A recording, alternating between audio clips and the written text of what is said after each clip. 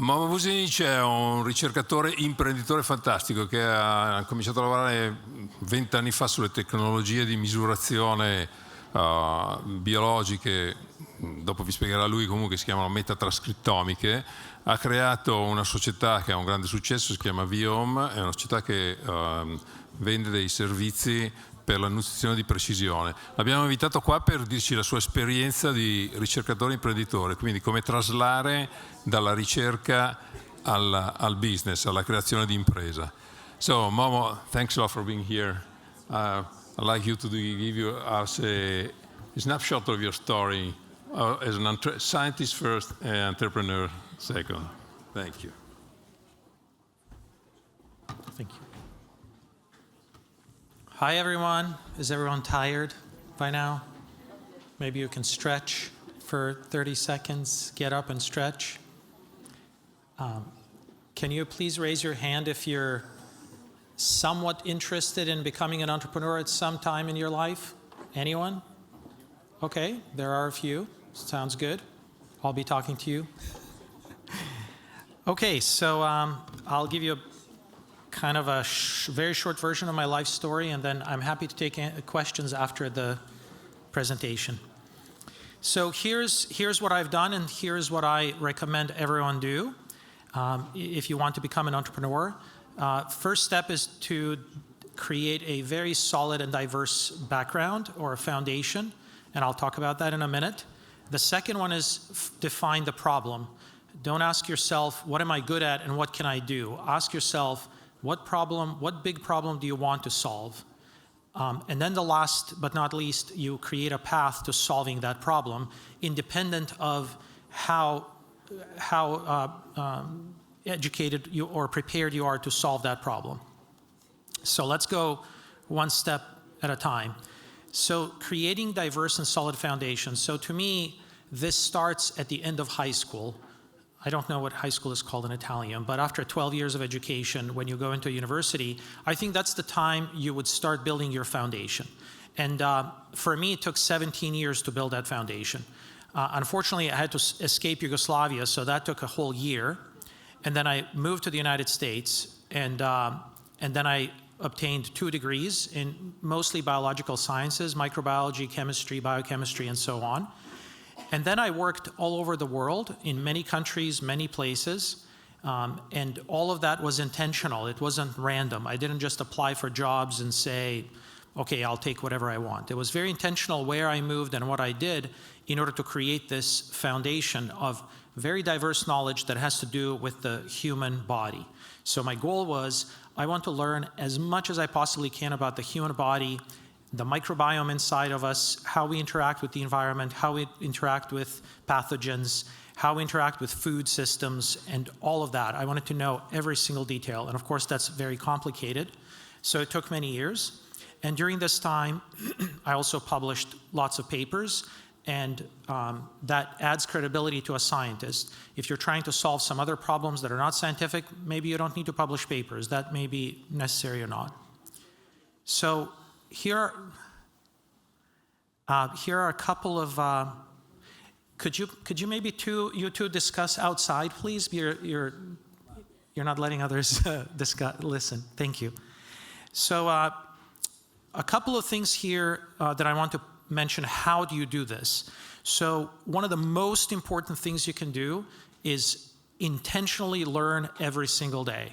And I mean every single day. I don't mean it's Saturday and you say, well, today I'm going to relax. If learning is not relaxing and fun, well, then you should find something that is, but you should really learn every single day. Every single day. And so when people say, you know, young people say, and they are like, wow, Momo, you have such a great job. How do I get a job like that? And I say, well, work every single day for 30 years and you can get a job like mine. And they say, wow, that's too hard. I don't want to do that.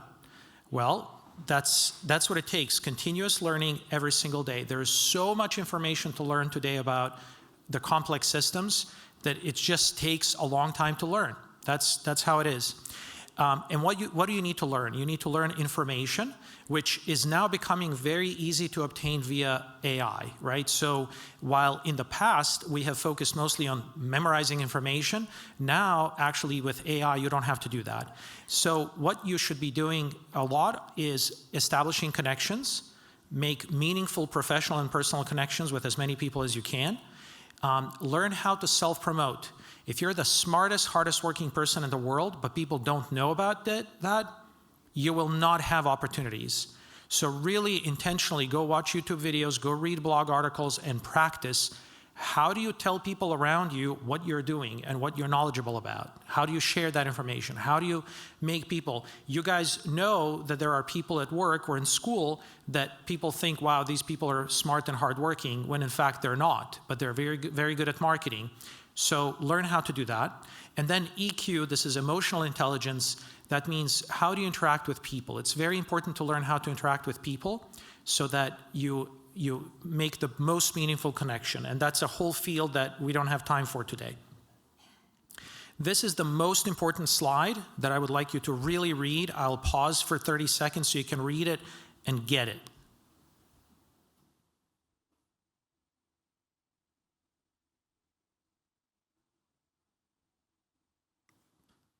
All right, so today, if you say, I'm not successful, or I'm not getting what I want, or I don't have a job that I want, that is most likely your fault, because all information is out there, and it's free.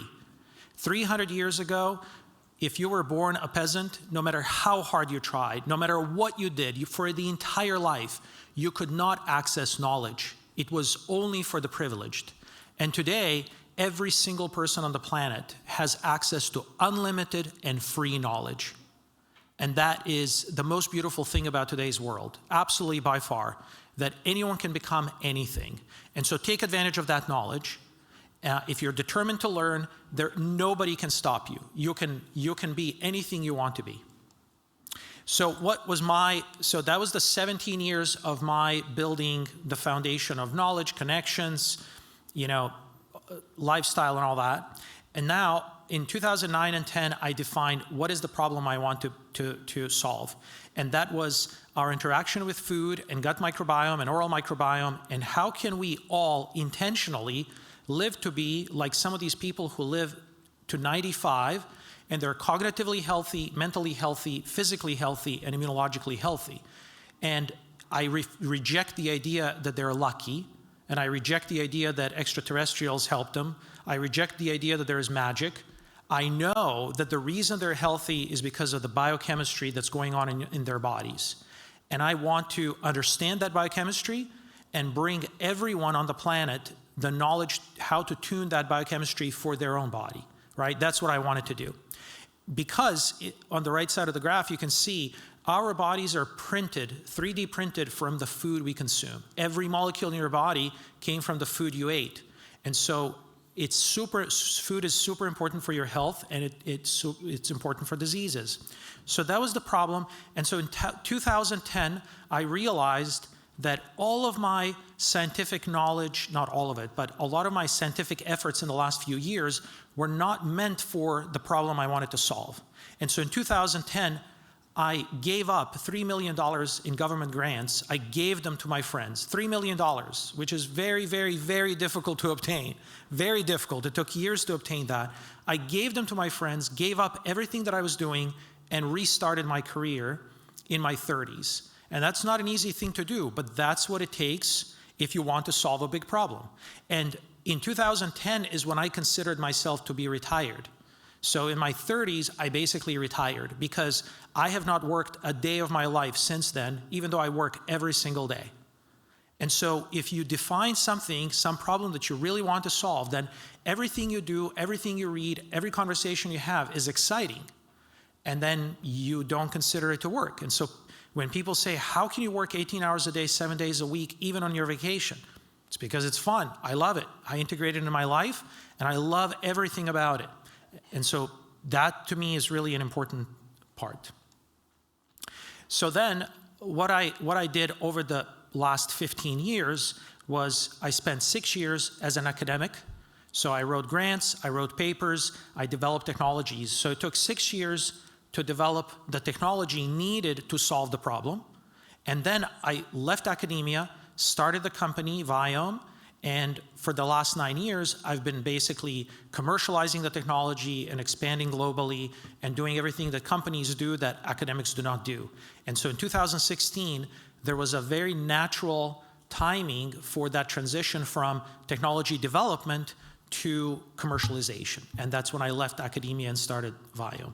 And so that's been the last 15 years. Some things about creating solutions. Think about solving the problem. So I'll give you examples that I think about. So for example, today, 99% of discussions that have to do with chronic diseases and cancers have to do with treatment of the terminal few years or months of someone's life, right? The major financial effort in the United States today is how do we extend a cancer patient's life by 1 month? Because that makes us so much money. That is the goal. So hundreds of billions of dollars in the United States and the world are spent on how do we take this person who cannot eat, cannot live, cannot sleep, cannot move, they're in pain 24 hours a day, they're on 25 medications, how do we extend their life for a month in order to make more money?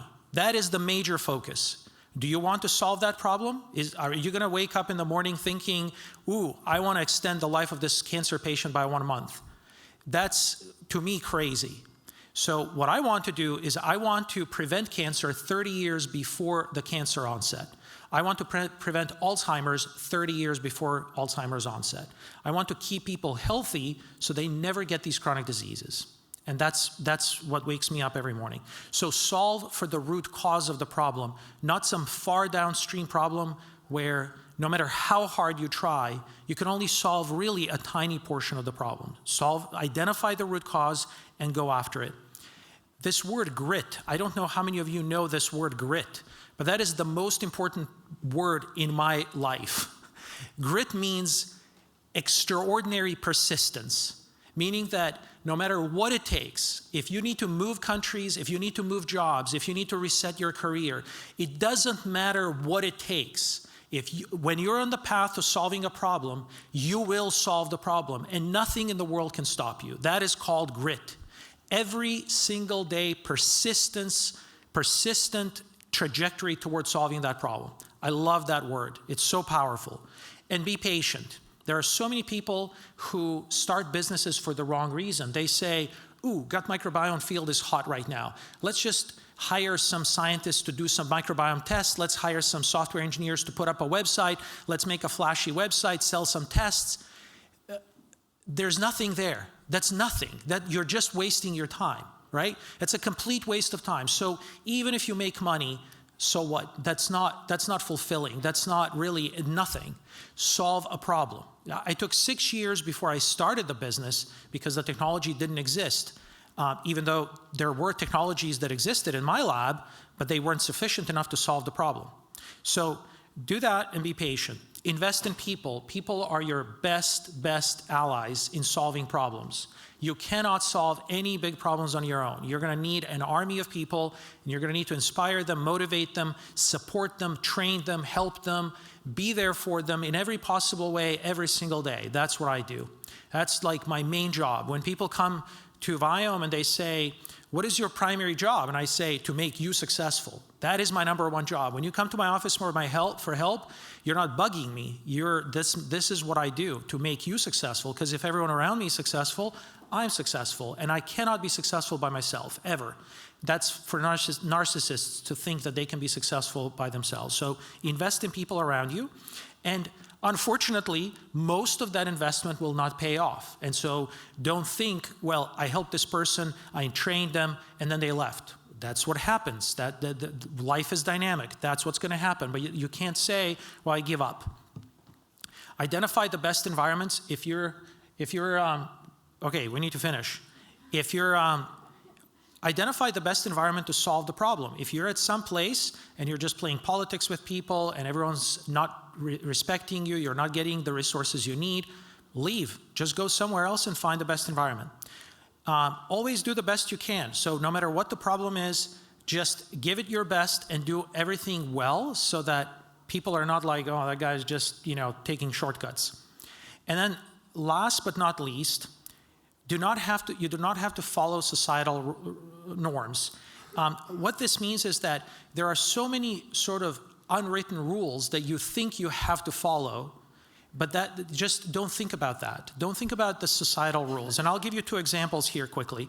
So I was working at a government organization with lots and lots of bureaucracy, lots of very strict rules about everything. And I broke almost all of those rules. I told my management, I'm going to create a biotech company within the government organization. It's going to be my team. I'm going to hire people. I'm going to train people. I'm going to do what I want to do, how I do it. And when I went to all the meetings that I had to go through, which is like 4 hours a day I have to go to government meetings, I brought my laptop and I worked through all those meetings. And people knew Momo's sitting in the back working. If we need him, we'll tell him, hey, Momo, what's up? Until we need him, he can just work. And so I worked for years instead of wasting my time in meetings. School absences. In the United States, if your child misses 2 weeks of school, they send the police because you become a criminal, right? But I wanted my child to experience the world. And so every year we would remove him from school officially. We'll say we'll take him out of school for 1 month or 2 months, and then we would re-enroll him. And that was legal. And so that was my way of taking my son out of school for a month or 2 to travel the world. And other parents were too scared to do that. They were like, well, what grades is he going to get? What if he gets a B? What is he going to go to college? I'm like, the kid is 12. Who cares about college? There may not be college by the time he's in college. And so don't worry about the future. Don't get stressed out. Just do what you need to do. And then I'm out of time, so Thank you. that's it.